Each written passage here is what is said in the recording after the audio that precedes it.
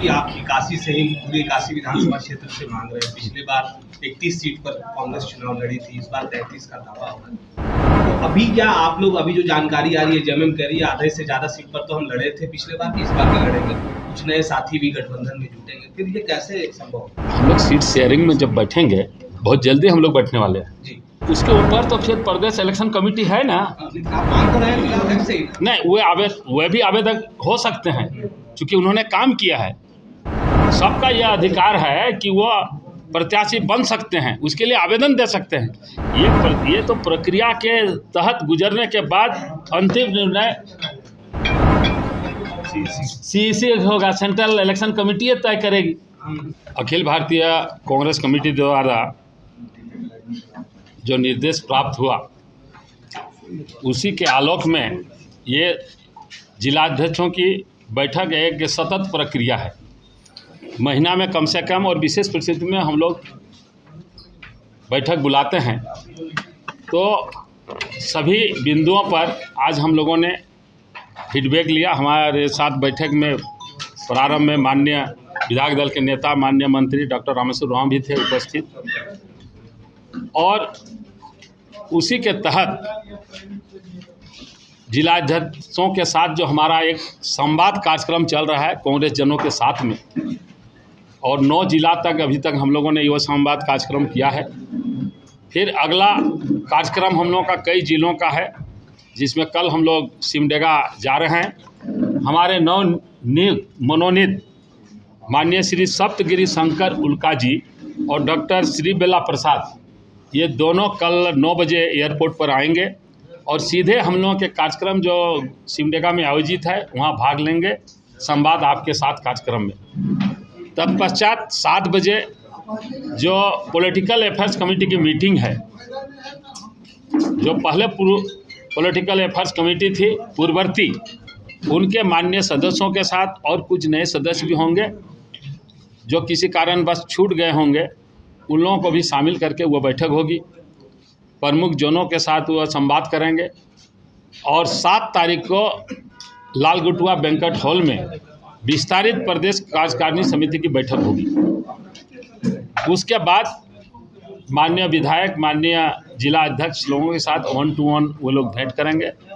फिर वे डॉक्टर सप्तगिरी शंकर माननीय सांसद जो उड़ीसा के हैं वह फिर दिल्ली चल जाएंगे, और दूसरे जो डॉक्टर श्री बेला प्रसाद हैं हमारे साथ फिर चल जाएंगे हम लोग चाईबासा, सरायकेला, आपका जमशेदपुर, बोकारो, धनबाद, ये कार्यक्रम में हम लोग रहेंगे। तो ये कार्यक्रम हम लोगों का बराबर जनता से संपर्क, जनता से संवाद, कार्यकर्ताओं से संवाद, ये कार्यक्रम जारी है। उसी की कड़ी में आज सभी प्रखंड जिलाध्यक्षों के साथ हम लोगों की बातें हुई और बहुत अहम बातें हुई, और हम लोगों ने देखा कि सभी बहुत उत्साहित हैं आगामी चुनाव को लेकर, काफ़ी मतलब तैयार हैं। जब भी चुनाव आए सब एकदम सक्रिय हैं, और ज़मीन स्तर के हमारे ग्राउंड स्तर के जो बूथ कमेटी के लोग हैं उन लोगों से भी ये लोग जा कर के अपना संवाद करेंगे। बीच बीच में तो कर ही रहे हैं, क्योंकि वही निचले स्तर के हमारे कड़ी हैं, स्तंभ हैं, वही हमारे मेरुदंड हैं।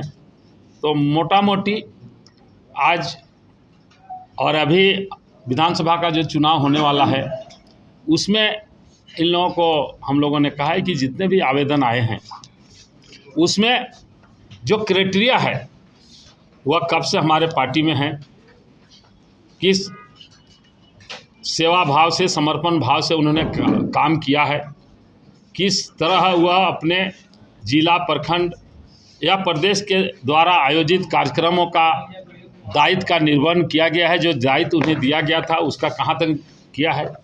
सोशल इंजीनियरिंग में उस क्षेत्र में जो पॉपुलेशन है उसकी लोकप्रियता क्या है, उसके बाद वे कहाँ तक बढ़ते हैं, उनकी समाज में क्या पॉइंट है, सारे बिंदुओं पर डिटेल से डिस्कस हो रही है।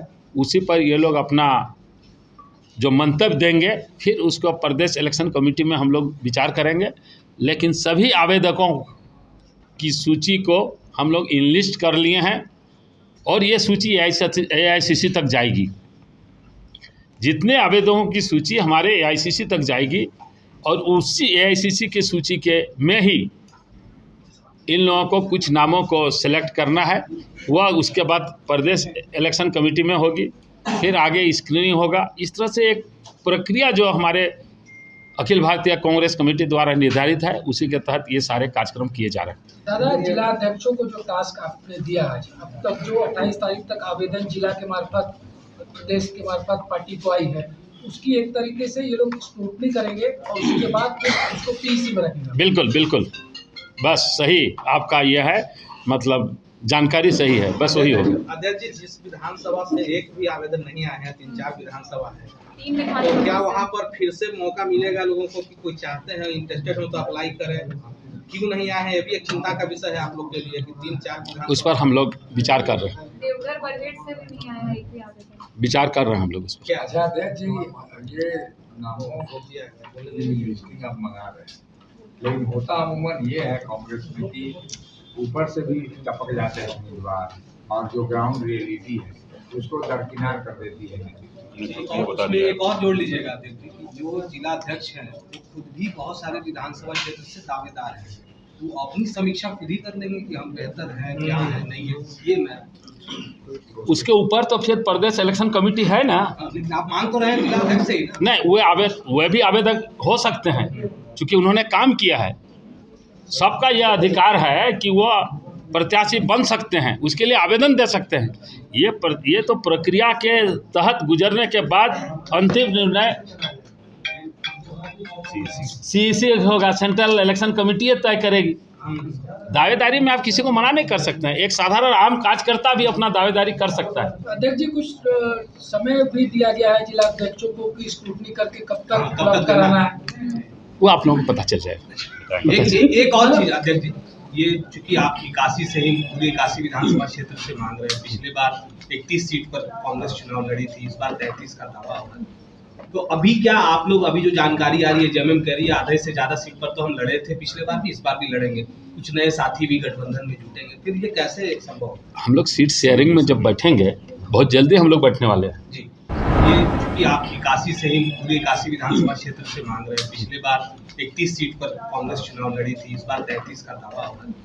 तो अभी क्या आप लोग, अभी जो जानकारी आ रही है, जेएमएम कह रही है आधे से ज्यादा सीट पर तो हम लड़े थे पिछले बार भी, इस बार भी लड़ेंगे, कुछ नए साथी भी गठबंधन में जुटेंगे, फिर ये कैसे संभव होगा? हम लोग सीट शेयरिंग में जब बैठेंगे, बहुत जल्दी हम लोग बैठने वाले हैं जी। उसके ऊपर तो फिर प्रदेश इलेक्शन कमेटी है ना। लेकिन आप मांग तो रहे हैं जिला अध्यक्ष से ही ना। नहीं, वे भी आवेदक हो सकते हैं, क्योंकि उन्होंने काम किया है।